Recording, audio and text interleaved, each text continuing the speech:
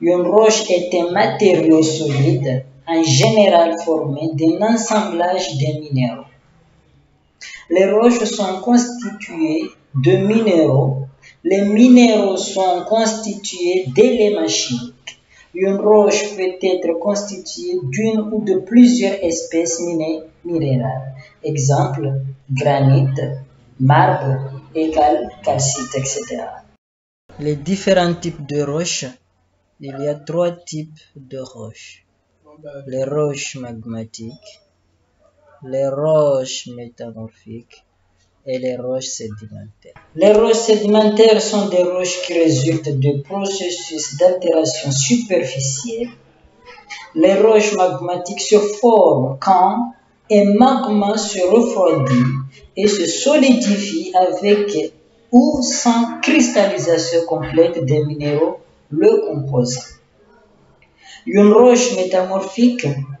Les roches métamorphiques sont formées par la recristallisation et généralement la déformation de roches sédimentaires ou de roches magmatiques sous l'effet de la température et de la pression à des profondeurs de plusieurs kilomètres. On va voir aussi le cycle géologique ou cycle géochimique ou cycle des roches. On estime que la croûte dans son ensemble se compose d'environ 94% en volume de roches qui semblent provenir de la cristallisation des matériaux fondus, appelés magma. Magma, c'est quoi? Magma est une roche entièrement ou partiellement fondue. Ces roches sont appelées roches magmatiques.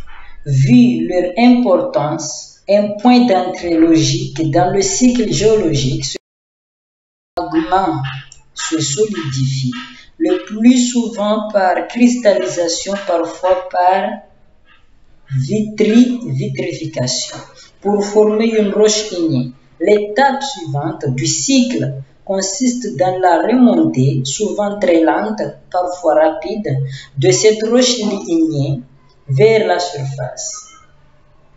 L'étape suivante du cycle consiste dans la remontée, souvent très lente, parfois rapide, de cette roche ignée vers la surface, où elle se trouve alors composée à différents processus géologiques qui l'érodent et qui la transportent sous forme de grains de taille diverses vers des bassins de sédimentation. Sédimentation, c'est un processus dans lequel des particules de matériel quelconque cessent progressivement de se déplacer et se réunissent en couches.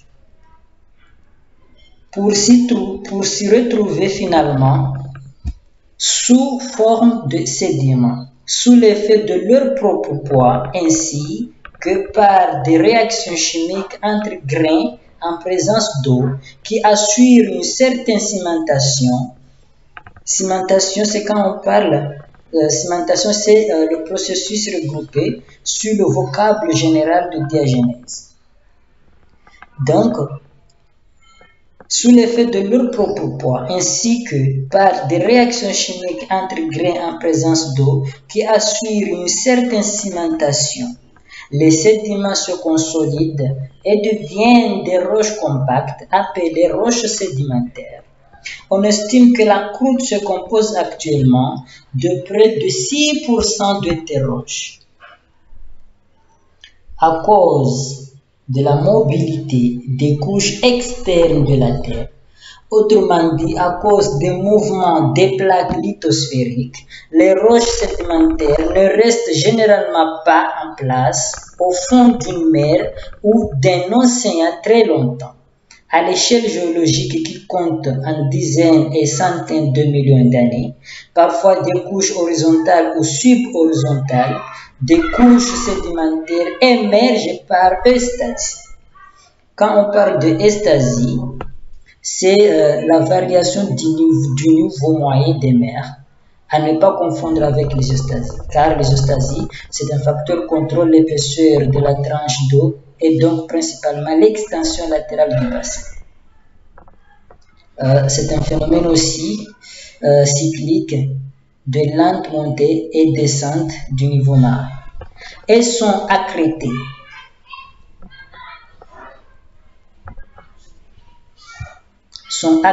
C'est-à-dire englobées à la croûte continentale, mais le plus souvent, elles participent à des processus tectoniques qui les plissent ou qui les cassent et qui les érigent en chaînes de montagnes. Ces dernières sont érodées à leur tour et leurs débris sont transportés vers de nouveaux bassins de sédimentation.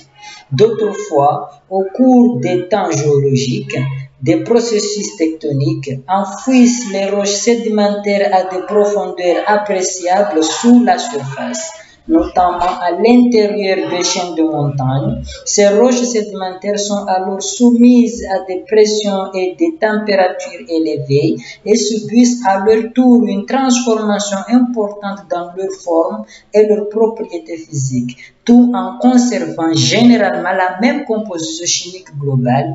Elles deviennent ainsi des roches métamorphiques. Divers phénomènes à la base de cette transformation sont regroupés sous le vocable de métamorphisme. Métamorphisme désigne l'ensemble des transformations subies à l'état solide par une roche sous l'effet de modification des conditions de température et de pression, de la nature des fluides minéralisés ou de la composition chimique de la roche. Donc, on observe les roches métamorphiques suivre l'emplacement d'anciennes chaînes de montagnes, érodées ou pénéplanées, notamment sous forme d'ardoise et plus généralement de schiste. Leur abondance totale dans la croûte est estimée à un peu moins de 1%.